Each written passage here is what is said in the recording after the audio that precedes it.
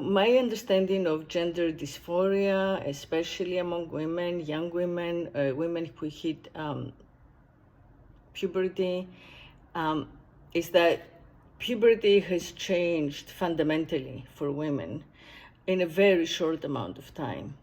So for millions of years, and definitely for thousands and thousands of years of recorded history, women had a very specific and particular puberty, which made them suddenly attractive and desirable by the men.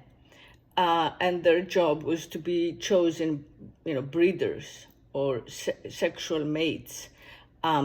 They were not allowed education. They were not expected to have an education. They were expected to be very different from men and below men, right? They were expected to be domesticated for life. So now that is until very recently. My grandmothers, both of them, were not allowed to have an education after third grade, and this was their big complaint in life. They had to wear black and babushka, cover their hair. They would walk behind their husbands. My grandma called her husband her master, my master. My mother wanted to become a teacher, was not allowed to go to the university, to the teacher's college. She graduated high school, which was the kind of like progress, and then married the man her father thought she should marry. So the huge change has been that recently women have been allowed to be educated as if they were boys, as if they were men. In the same way, we have suddenly been receiving the same education that boys receive. That is culture changing. So what that means for the women is that we identify with the masculine, because all of our culture and all of our civilization is, on behalf of the masculine.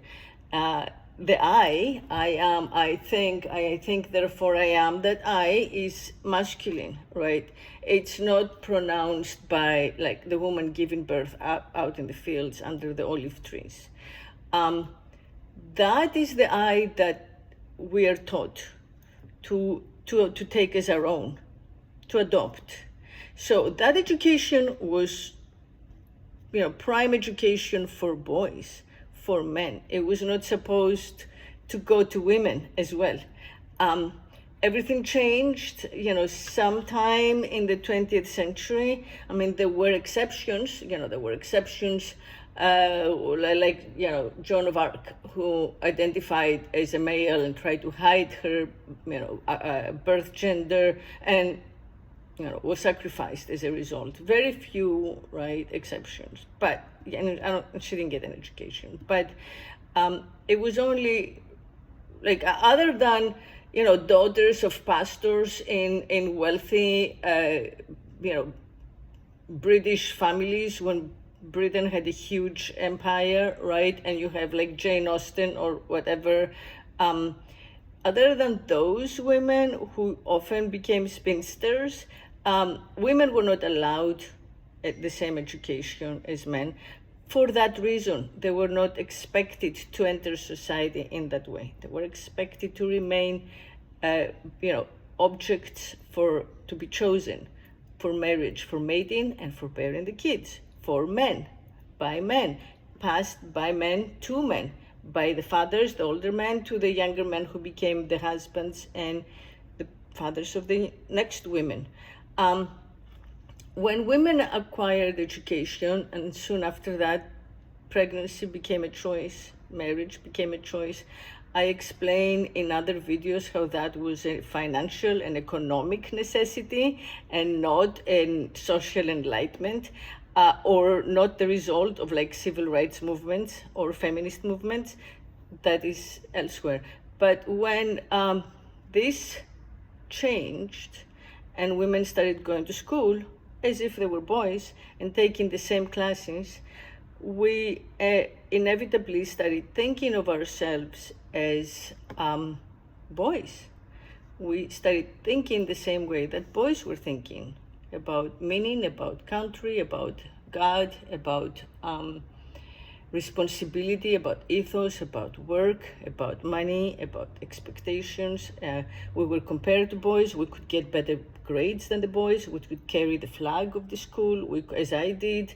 I mean, my father would take me on his excursions, or when he would go for work on field trips along with the guys who he worked with, taking interviews, and he would say, let's leave the women and children behind and go on an adventure.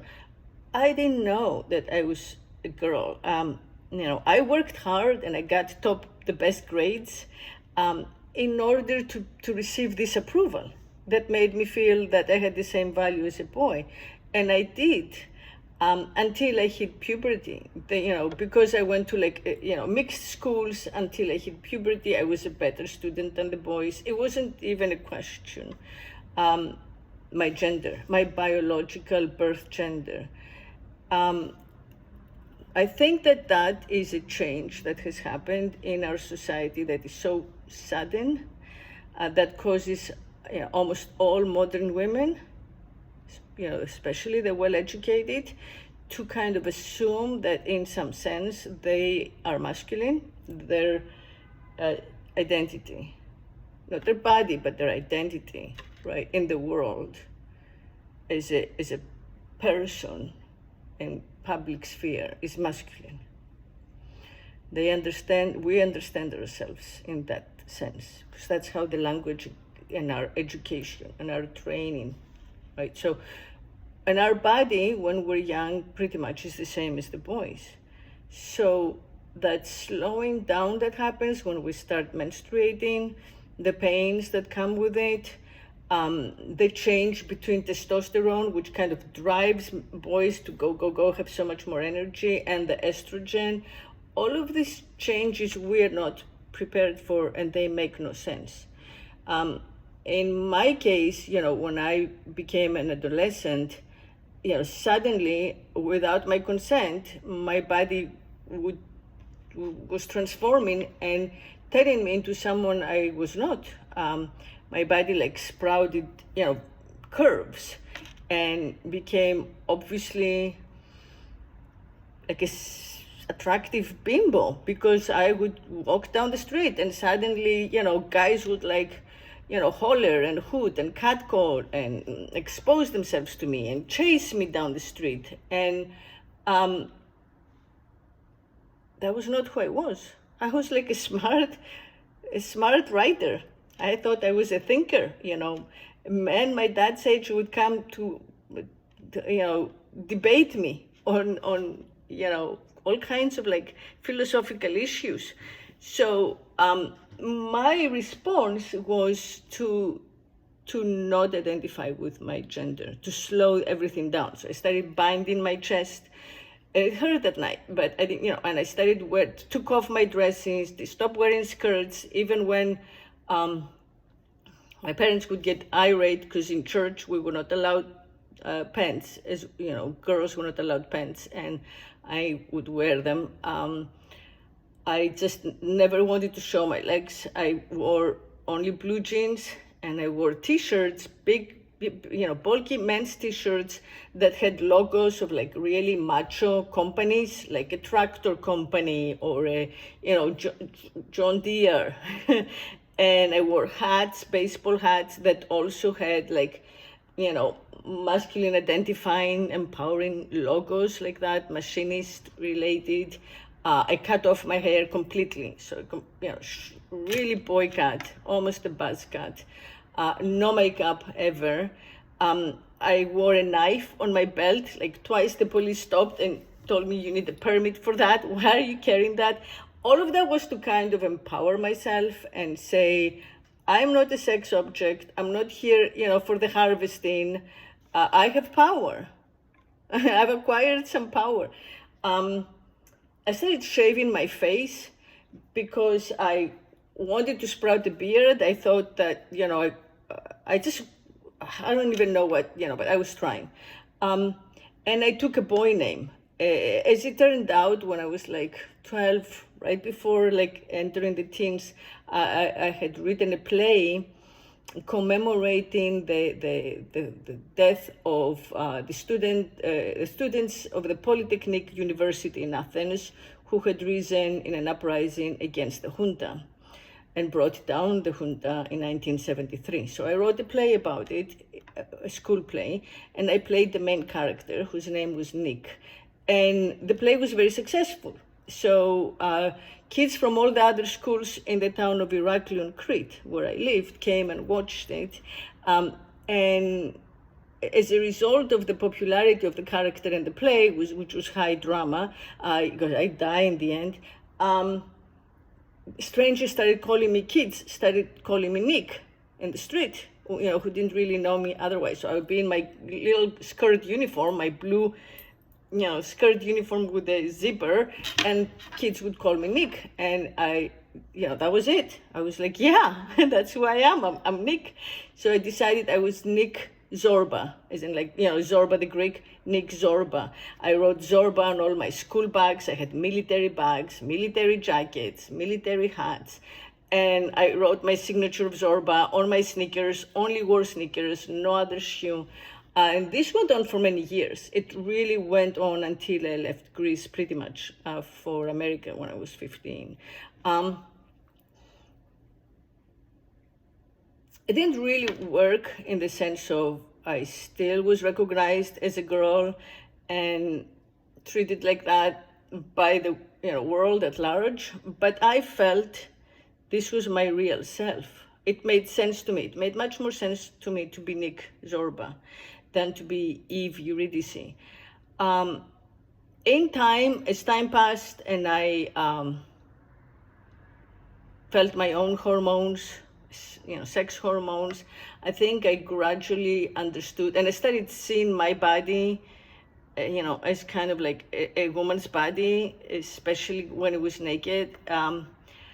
I started to intuit that I could actually use this change to my benefit.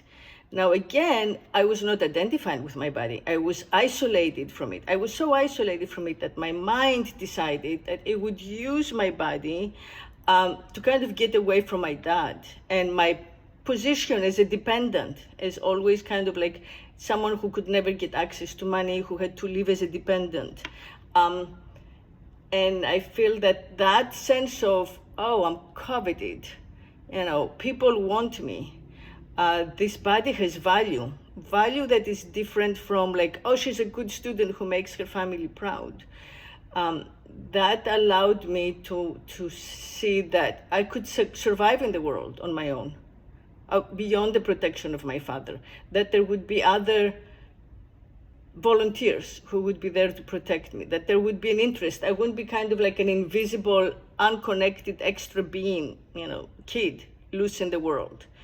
I started pushing my dad to sign my emancipation papers and started looking for ways to get out and go to America and get far, go somewhere where I could kind of like reinvent and recast myself. So of course, at the time, if hormones were available, if I could take a pill and get testosterone and grow that beard and become Nick, I would have.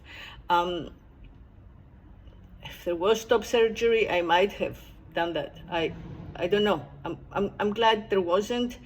But even so, at 21, in graduate school in America, at 16, I was at NYU. I graduated from Bard. At 21, I was in grad school at CU, and I wrote my thesis. Graduate thesis was what became my first book, was the story of a young woman whose vagina gets cut out of her and it has a life of its own. And she gets to think about that, and that was very much a kind of like a narrative about my own alienation from this, female body, both from the way that the body is seen in the world and wanted, and the way that the body desires others, both of which did not make sense with my mind. It just did not align with my intellectual identity, with my own intellected, learned sense of myself in the world. And that's because that had been masculine. It just had been masculine. There is no feminine. It's not, the only version of a feminine doesn't exist in culture, really. The only version of the feminine identity of an I, of a public voice, and education existed before this, kind of like all-gendered education, when our foremothers would pass on to us kind of like secret knowledge, intuitive knowledge, how to read the weather, how to read the flight of birds, how to, undo and protect yourself from the evil eye, what spell to read or cast, what blessing to chant, what herbs to collect, how to boil them, how to apply them, how to, heal, like all kinds of practical knowledge that was passed down to them without even using words, with very little words, like reading the coffee grinds or the tea leaves, or, which you learned women learned the same way that they learned how to like dry tobacco leaves. It was kind of a more practical education. If there is such a thing as a female's, feminine sense of self, of identity and education, that's it. Nothing has been incorporated in our culture. We haven't had time. It has all been too recent. And instead of integrating, processing authentically, kind of like seeking the authenticity, and including Mother Nature, our own personal Mother Nature, in our process, we rush, through pharmaceutical intervention, medical intervention, linguistic kind of like reversals. We rush to adopt, whatever identity we feel comfortable with, we feel true with. Comfort should not be what we're looking for. Truth is never comfort. Truth and freedom are very uncomfortable. I mean, there's the old saying, freedom is having nothing left to lose, right? So both the truth and the freedom of the self are beyond our grasp as kind of like highly functional members of society, but kind of like achieving understanding that we as modern women, fully educated women who have access to birth control and chemical abortions and, IVFs and whatever, we are trained to be masculine by default because there is no other option. And what we should do is find ways to expand education to include, like what mothers do, to include like other ways of acquiring and passing knowledge, and expand the time and space we allow each other to figure out what we are and who we are, and to share that, to get away from the performative and closer to, the kind of like more essential and authentic, which is something that's always in between. It's always in a process of becoming, not of being, because we're becoming always. We're not really beings.